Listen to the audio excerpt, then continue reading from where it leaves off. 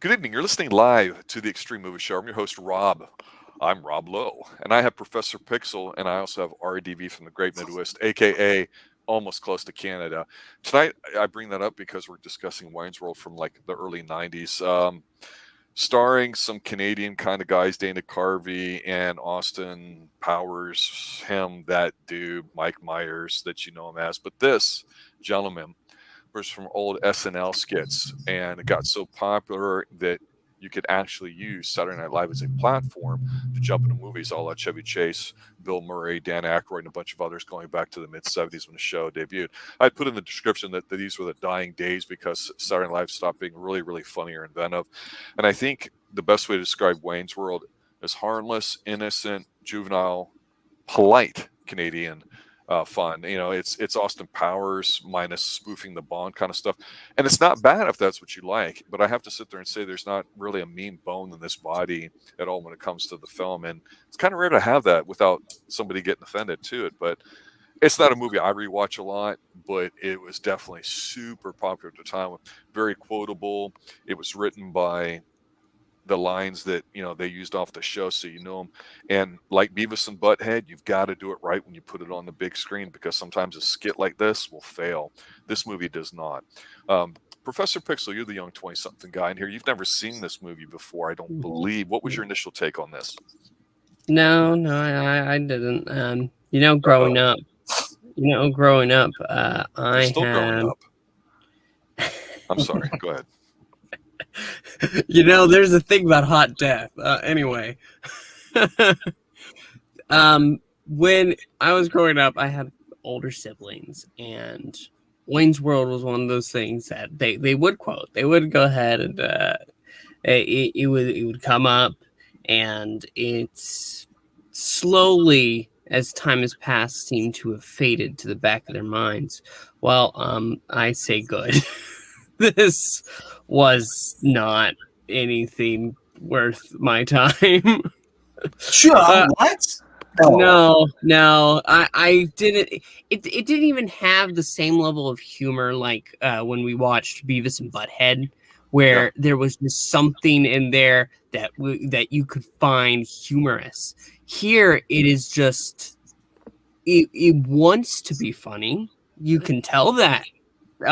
But it doesn't hit at all. I'll admit there was a few times where a chuckle or two would come out. I can't remember those scenes at all. It was almost insufferable. Wow. RDV, you're in between us as far as age and all that stuff there too. This is probably your kind of movie, isn't it? I grew up in the late 80s and the early 90s going through. That was my childhood, teen years. And I gotta say that I watched it with my older siblings, and I still watch it again. It still has the same comedic timing, everything. It's just, it's wholesome. It's not offensive. Not like today's. Everything has to be overly offensive. Right. Beavis and Butthead is more offensive than this movie would be. That's higher, yeah. Yeah. And this is everybody. Canadians are nice, allegedly, right? It's just Mike Myers at the top of his game as far as being a comedian. So if you're not a fan of this movie, you're not a fan of Mike Myers, obviously. You prefer Mike. No. Yeah, bro. That's not how it works. That's exactly how it works, bro. You just don't like Canadians, eh? Oh, well, I don't, but that's another matter. I mean, it was just, it's stupid fun, Extreme close-up, whoa! That's not funny. That's not funny. That's annoying. It's not supposed to be, it's stupid fun. It's not supposed to be like, intelligent fun, like, you're literally, if you have your brain turned off in this, you're fine. If you start like, well, I'm going to compare this to Caddyshack and compare this to some other ones, like, obviously it won't live up to that because those have, it's a different type of humor. It's more sarcastic, more. This is just straight up plain awesome. Probably the last, like I said, this is the 90s before SNL got really bad. You had Dana Carvey here. Perfect Garth, man. He can still play it today. everything from Rob Lowe's character here to Bill Murray's brother. Noah's Arcade. This one is just like Top Gun. This movie is quotable. I'm sorry that you were born in the wrong era to watch this. I will say Ed Bundy. Ed O'Neill. The thing with this movie, like I say, I think about when we talk about 80s films and how we try to put it in perspective, you have the 90s full on, so humor is totally different. And one of the things that really immediately comes to mind is when we go back to the 70s and 80s, when you had people like Eddie Murphy and you had George Carlin, you had a lot of people that were very vulgar and shocking as far as their stand-up routines. And of course, social media not being nearly as prevalent as it is today, you don't really know that. So when you would go do sitcoms in the 80s and into the 90s, like say with Bob Saget, you're like, oh, this is a lighthearted thing with a laugh track or whatever. And I go, no, that guy was as vulgar as it comes or whatever. And I think the last vulgar mainstream comedian was Andrew Dice Clay, who peaked around 1990, 91 with Ford Fairlane and then a few other shows of his. And he was very vulgar and offensive, and that was his shtick. It was not an original shtick. It's something that had been done a long time. You go from Andrew Dice Clay to, well, what can we have as a comedy film in the 90s? And so you had Mike Myers stepping in here and having this movie, which is popular enough to have a sequel. And while I'm not crazy about it, it fits and it makes sense. And people were already familiar with the characters, so that helps. They knew what they were getting into. So you didn't have to try too hard for it. And this was still a couple years away before you started getting into all the different kind of comedies, like, say, a Kingpin or Jim Carrey's fantastic run that he had here in the 90s with Ace Ventura and everything else. There's more juvenile, vulgar humor, which, again, this one, to your point, RDB, it's pretty nice. It's safe. A young kid could watch it. Tia Carrere, obviously, it only took less than a minute before somebody mentioned her in the chat. Extreme Weaver, bro. Well, totally. She's just too beautiful for these guys. And I think also, too, we're not worthy, bro. Well, it wasn't cool to sit there and go, oh my gosh, she's so hot. I know she deserves me. She deserves totally a guy like Rob Lowe, which is true, by the way. And I love Rob Lowe in these roles. But here's the thing. We started seeing rom-coms in the 90s where the guy is just completely just a dud and the girl is just too whatever. And this goes on with a bunch of other things going all the way forward. So this movie, it's kind of obvious that all of a sudden you go from guys chasing girls to guys just being passive duds like these guys, and it's supposed to be safe and okay and somehow funny with it. And if you just look at it as like a bro kind of hangout sort of film with these guys getting some escapades, that's where it really works best. Not as a comedy thing or like that, but yeah, people were talking about Tia Carrere a lot because she literally went mainstream with this. She was on a opera. She did a Rogue Hunter after this. Yeah. Yep, and True Lies she was in, which I liked her because she played a bad person. I thought she did a very good job at it. So, yeah, but let's talk a little bit about the film and some of the scenes that come to mind, what we liked and didn't like. Pixel, pick something. Well, like I said before, I mixed his name. It's Ed O'Neill who plays Al Bundy. But his character was one of the few side things when the camera would pan away and he was talking about, let me tell you about that night. It was hilarious. Him talking to the one cop. I know what you want to do. But when it comes to actually the main cast, I just don't. I do like Mike Myers. I do. But when it comes to Wayne's World, it just did not click with me. If I had watched this, like you said, like a bro movie, you sit around, you drink a few beers, and you're watching a movie together, maybe that would have changed my look on it. But I was watching alone off of my laptop. So it just doesn't hit for me. I will say that Tia Carrere is a beautiful woman. I think also because the jokes were aimed towards what you hit during that era too. Yes. Those are the kind of jokes which you're used to today is differently. Also, I watched Saturday Night Live, so I knew about Wayne's World. I knew what they were, and this was a big thing. Like Saturday Night Live has a movie out, you know. I've seen a few of the sketches. I have seen that, but it's just. Like I said, it was over the top humor. It was meant to be that way. It wasn't meant to be like the greatest film ever, but it's just saying there was supposed to be that kind of humor. As opposed to trying to watch any other movies today, the comedy is different. Timing, it was his whole the way he talks the Wayne talks to the camera and stuff like that. That was basically a homage to Philly Spieler. Yep. Yeah. Okay. So that was in the same sense like that. And then you had these are just two guys. They lived out of Aurora, Illinois. The cable TV, which was popular back then. There were other people who did this, had their own cable access shows. Because anybody could do it. All you needed is the equipment and stuff of that, and you can do it. You could basically pay, and you could actually rent out time. So this was a thing that was actually in the early '90s. People were doing that. But you're trying to tell me that you didn't like the scene where the car scene when they're in there when they're banging their heads. Oh no! Yeah. Obviously, I was banging along. It's Bohemian Rhapsody. Yeah, I know. Come on. I'm just saying, it's like you don't like this movie, but yet you have the icon as your icon. It boggles my mind, bro. You're 1 foot in, you're 1 foot out. Well, you can see something and think it sucks. To me, that was a forced scene to me at all, because everyone's like, "Oh my God, what's this song? Who's this group?" It's whatever, and it's like, yeah, that's played out, kind of like the Stairway to Heaven when they're in the guitar. She will be mine. I love it. Stairway to Heaven, because that's exactly how it was back. It's so, like I said, it's so over the top, stupid humor, and that's why a lot of people just enjoyed it. They didn't like the room. People are just critiquing it, being like, "Oh, this is horrible. How can anybody fight like this?" No, because you had everybody it was a talk of the town. Just like back in the day, wrestling was a big thing in school. Hulk Hogan, all that stuff. It was a culture thing. Now, obviously, it's gone away, and I understand that you're watching it now in 2022. You're surrounded by a totally different atmosphere trying to watch this movie.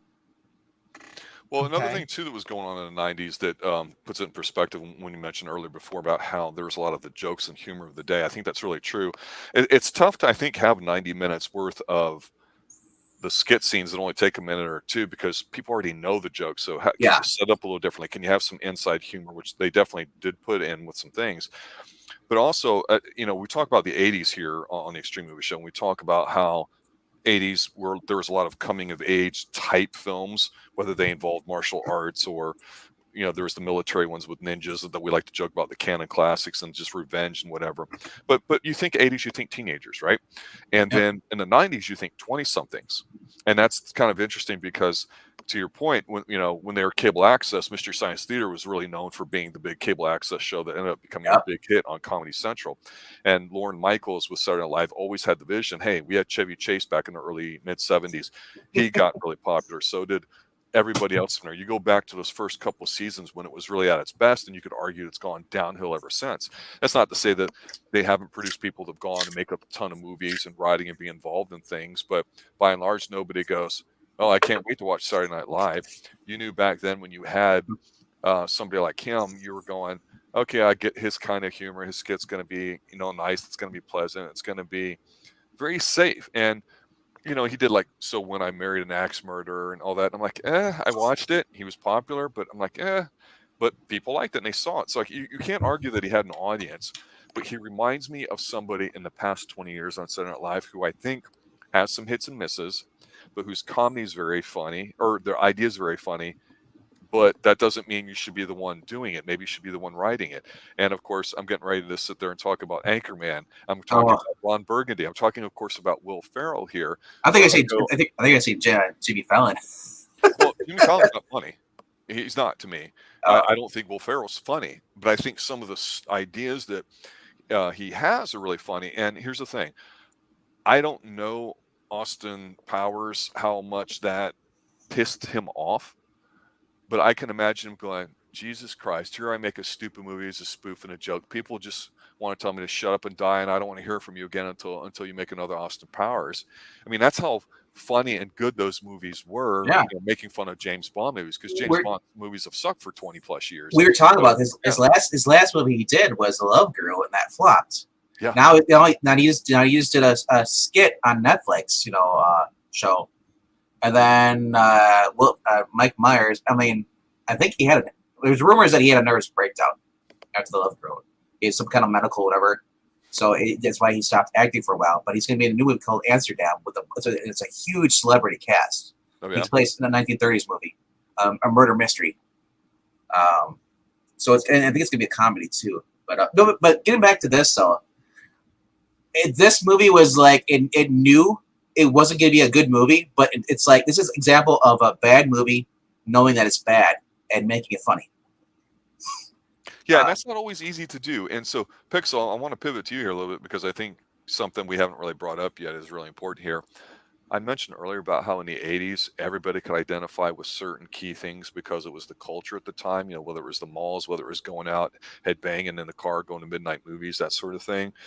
But you growing up, there's really not a lot to do these days because everybody's online and they're not physically having to say, oh, I want my licenses or as soon as I can get it so I can go meet people and go do things and go date. Everything's kind of, no offense to you specifically here, but retarded and slower in that people don't drive as much. They're not getting their license at an earlier age. They're staying at home more.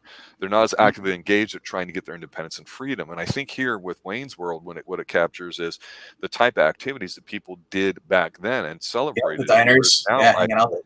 Right now I look at it and I go, well, what would be analogous to that today? I mean, is there a comedy kind of movie that does anything like that, you think, for today's younger 20-somethings? Not that I can exactly think of, but I don't see. I really don't see the correlation to that for this movie, especially when your main character is somebody who lives at home in the garage. That was the whole. That was the whole shtick, though. They're supposed to be like they live in the basement, mom's basements, because remember, girls don't like guys that live in their mom's basement, so they're like they're nerds, but they thought they're cool, so they're like, oh yeah, do us, and now. Rob Lowe's character was supposed to be like the viewer. It's like, honestly, I think you'd be Rob Lowe because you don't like the guys. Yeah, but I wouldn't try to go ahead and use that as an excuse. People actually watch this. Let's put this on television. No, it would get so old so fast because it is something. It's supposed to be a 3-minute sketch that was extended for an hour and a half. A lot of people disagree because this made it wasn't a flop at the theaters. Oh, it was big. It was big. So you're right there. You just proved yourself wrong. Stupid things trend. Look at YouTube as far as or TikToks, and just how many people click on stupid stuff and watch it. Yeah, but that doesn't mean it's great though. But there are people. There are people who likes. There's a lot of people who likes movies and or things that we're not going to like. We may not understand, and this is one of those. For you, obviously, because you did not get the humor. I do understand it. I do understand why. Obviously, this is popular with people at the time. But guess what? That doesn't mean that it's going to stay good.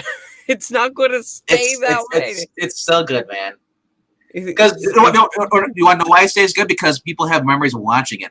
It's nostalgia factor. You don't have it. You see your first time watching it versus people who watched it back then.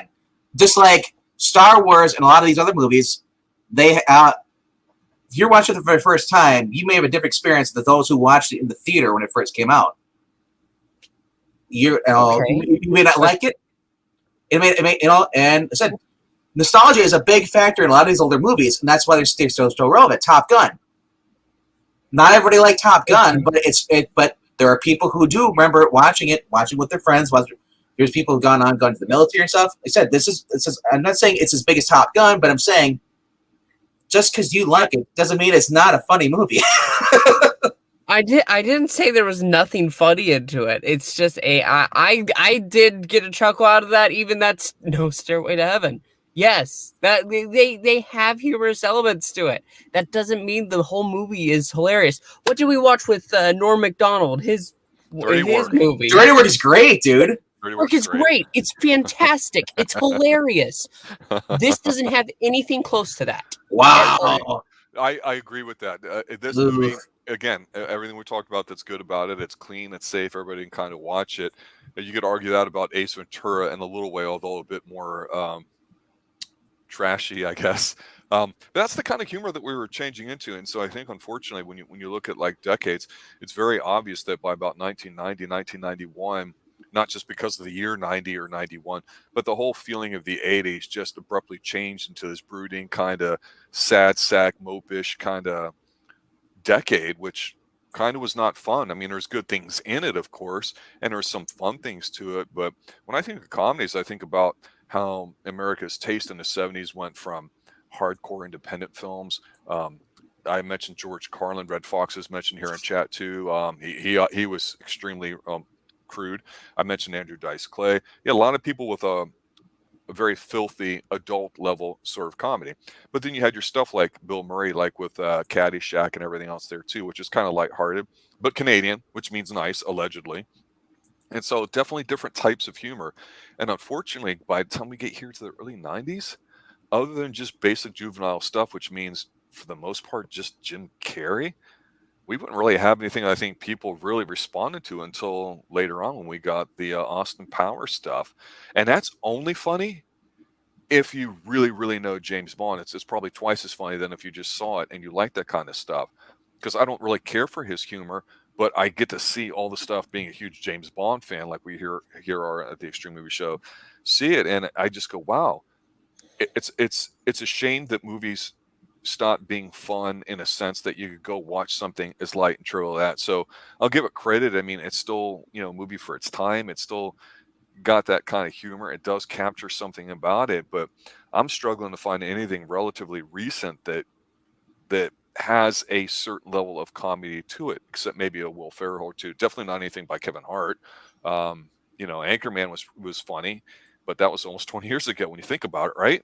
Anchorman's so funny though. Yeah, but it's also adult. So the whole thing with Wayne's World and Saturday Night Live, it's probably one of their better examples of movies that got spun off because of what they were able to do with skit comedy. That's how popular it was. It was big culturally, so they were able to take a risk. 183 million off a 20 million budget. That's pretty big for a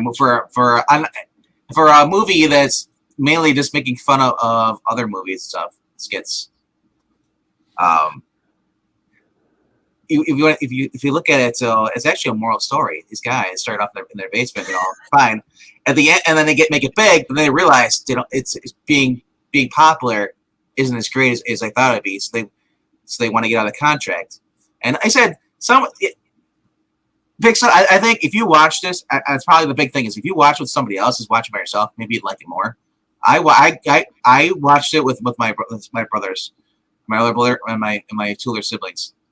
I've watched this. It was probably like my 10th time watching this movie, like the past couple of years. I'm not going to deny that when things are done in a different manner, they do have a different effect. Like if you're watching this, like I said, under the influence of alcohol, then yeah, you might enjoy it more. But it's not like a movie that we like we said, Dirty Work, or trying to think of another one. I just can't believe you like Dirty Work. You think Dirty Work is as more comedy than this? When Dirty Work it's so like over the top offensive. So in other words, you like offensive stuff like Beavis and Butthead. You like the dirty stuff versus clean humor. I mean. I do. I mean, I like. I'd rather have offensive. I'd rather be offended watching something that's supposed to be comedy. I really would. Make me feel something. Please. Wait, you want to be head inside. Rob said he wants to feel offended. Go watch the current SNL then. That's a rough task there, sir. But like I said, I like they had recurring guests on here. As far as you had Rob Lowe was really cool. Kurt Fuller. Let me talk about Kurt Fuller. I'm sorry. Please let me interrupt here for a minute. Go ahead. Kurt Fuller is fantastic. He plays all these weird, quirky characters. If I'm a huge fan of the TV show Psych, which is a bit juvenile. That's probably the funniest show I've seen in years.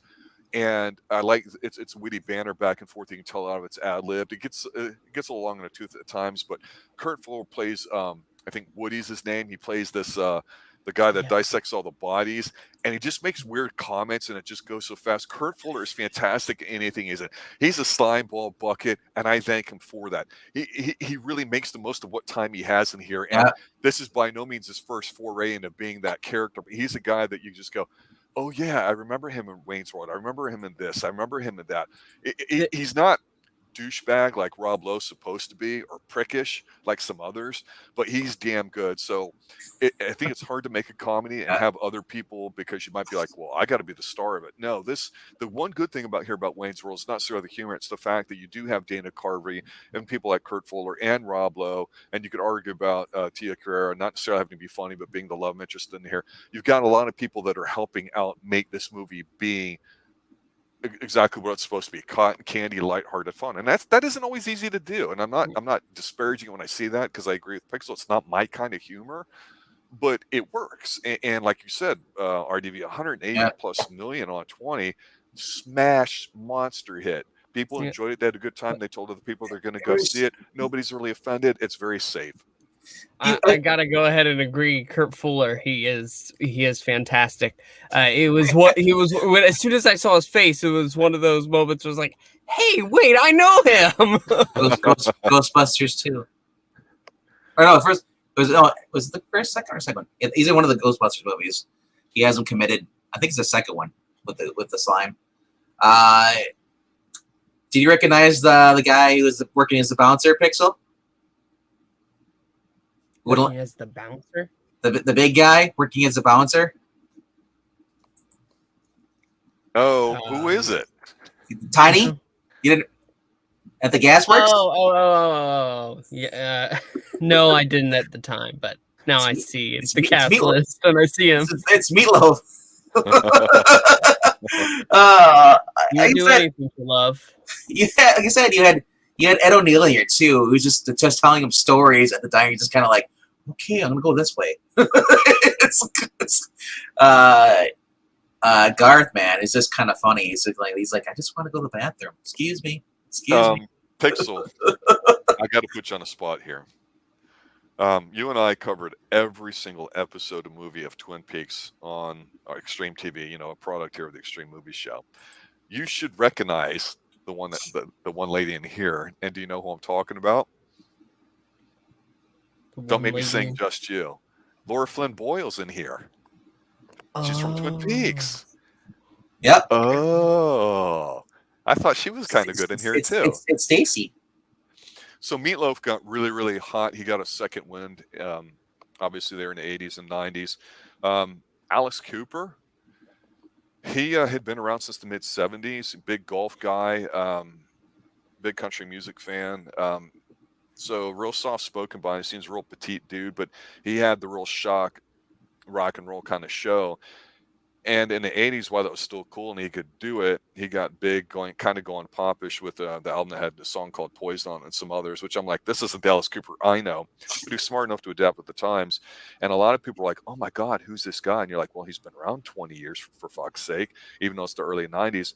Someone like Alice Cooper does not fit into the 90s. And I'm not saying he wasn't successful or he didn't do things, but things had changed so rapidly in a period of a few years that it was amazing to see Alice Cooper on the big screen trying to sound all sophisticated, smart, despite the fact he's got this appearance that he played up. At that time, a lot of people were like, oh my God, let me go back and revisit the Alice Cooper catalog, Be My Frankenstein and all these other things too. Like I say, there was a lot of people in here. Robert Patrick. Yeah. He's in here too. So. Have you seen this boy? It's like, I love it. It's just like, oh God. And then, I love the second movie. Charlton Heston makes a cameo in this. He's talking about his girl he once knew. Yeah, the thing with Charlton Heston and Wayne's World 2 is where they replace the bad actor. It's like, can we get a better actor in here?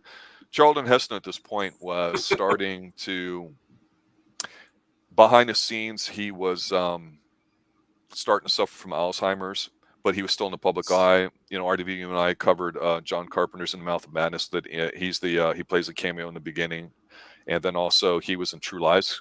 Putting Arnold in his place and all that with the patch on his eye. So he was around, but an icon like him, a lot of them were trying to find roles in current Hollywood, which is totally different, because even Arnold was changing what he was trying to do, getting into comedy, but just a different kind. And the action films were going away unless they were like second level DVD, VHS kind of secondary market type thing. So a lot of things were changing. But that 1 or 2 minute scene, Gordon Street, that promise I made on Gordon Street, and the whole speech, you go, Jesus Christ, and this is no joke, I swear to God. And E, from I Love Comics or whatever the hell he calls his channels these days, he'll attest to this probably. He and I saw it together. People, when Charlton Heston came on board, popped it hard. He did a scene. Mike Myers was like crying at the end, like, thank you.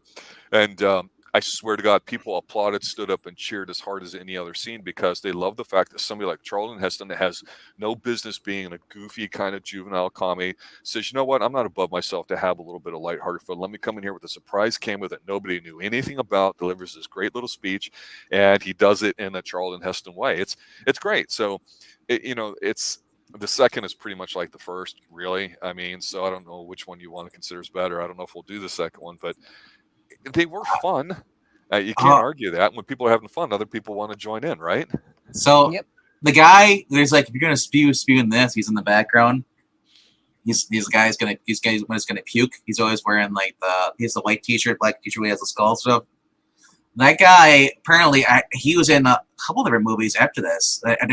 He played Andy Warhol in 54. It was 98. And then he was in a Foolproof, whatever movie that is, 2003, Back to the Future. Part 3, he's in there. And then recently, he played one of the main characters' older versions in Umbrella Academy season. He was Super Old 5, basically in the third season. Yeah, so. And I know that everybody tries to tie things in here, but even going back, there's a scene in here that they talk about not selling out, and they show the Doritos and the Reeboks. That was a big deal. The Pepsi. Yeah, I mean, we had the Pepsi Coke wars going on in the 80s because Coke screwed things up with New Coke and Classic and all this crap, and then Reebok was trying to make a dent, and Nike honestly was not as big a juggernaut as it is today. Back then, it was becoming a thing in the 80s, and I won't even go there, but this was becoming front page news about people getting these huge contracts and doing stuff. And it was weird too, because you see somebody as supremely talented as Chevy Chase from Saturday Night Live try to make his way into a late night TV show, even Magic Johnson or Arsenio Hall. And God, I hate to say it, but Arsenio was probably the best of all of them. And I wasn't the biggest fan, but he knew well enough just to kind of shut up and let the person talk.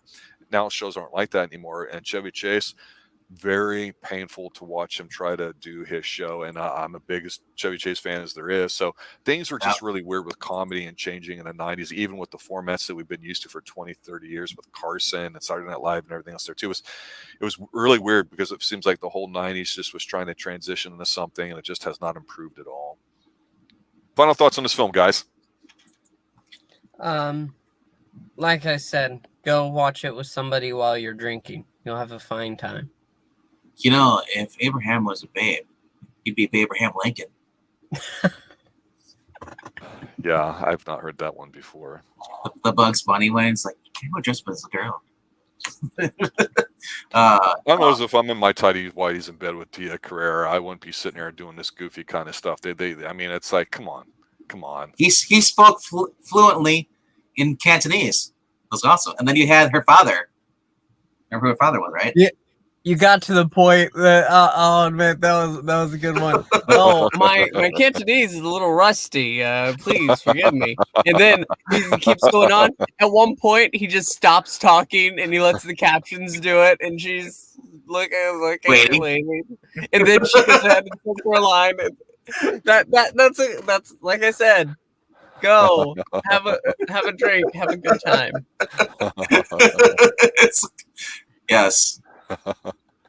Well, it's like he was aware that he was a schlub, and how would he deal with a chick that's probably a level above him, because he was dating up, and so that was the humor in it too, I guess. But whatever. Well, you know what? He was doing the kind of humor that made him successful and what he was good for, and he's very good at making characters, and he's done a lot of different ones. So give him a lot of credit for it. And honestly, I kind of expected movies to be a bit more fun over the next 10, 20 years. Even when I saw that, I was just disappointed that they've kind of gone downhill a little bit, and things really aren't funny anymore, because the way society is today. So in a way, I can sit there and say, well, Wayne's World's a little bit better, probably just because there's not so many more things after it to compare it to. But yeah, definitely a big movie, definitely a lot of fun, definitely typical for its time. Definitely don't recommend buying the Sut cut. Yeah, Jim's talking about the Chevy Chase show for the first couple of weeks. It was different, and that made it watchable.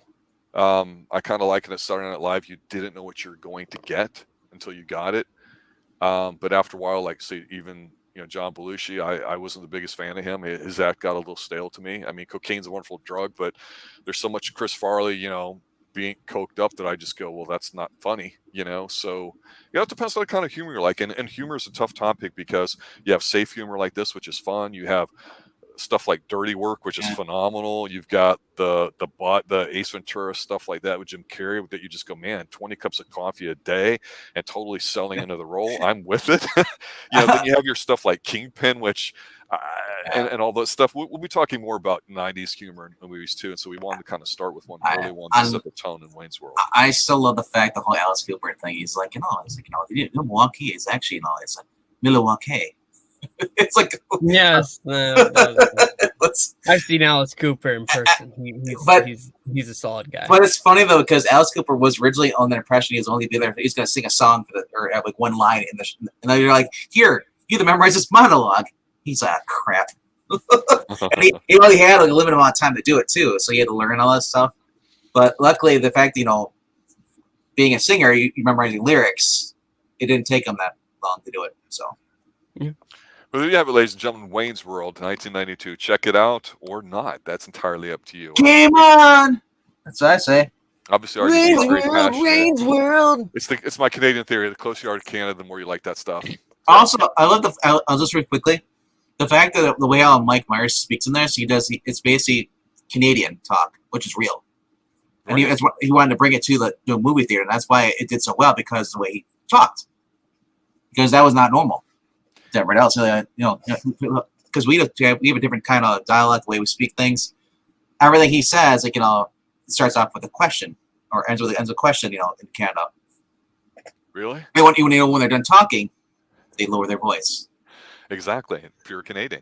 And if you're interested in Canadian violence, because this is a bit too tame for you, we just did Kingdom of Spiders with William Shatner. And years ago, RDV and I did a phenomenal little low-budget thing called Impulse with William Shatner. He plays a gigolo that kills women. Fantastic, over-the-top kind of stuff. I'm attracted to Canadian violence. Too bad we haven't done enough Cronenberg on this channel, which that will change. You went to Fargo. Anyway, on that note, have a good night, everybody. Thanks for watching. Thanks for listening. Thanks for getting the word about the Xtreme Movie Show. Let us know if you got any particular requests. I just did a solo one of The Black Phone, which is surprisingly very good. So check that out. Check us out next week. We're going to have another unique movie. We might have a special visitor, something having to do with what was popular in the 70s, and I'll just leave it at that. Tuesday night RDV. Have we decided on a specific film you want to announce? I'm thinking. I mean, it was Kroll, damn it. I know. All right, there you go. You're so passionate about it. All right, guys, have a good night. As always, stay extreme.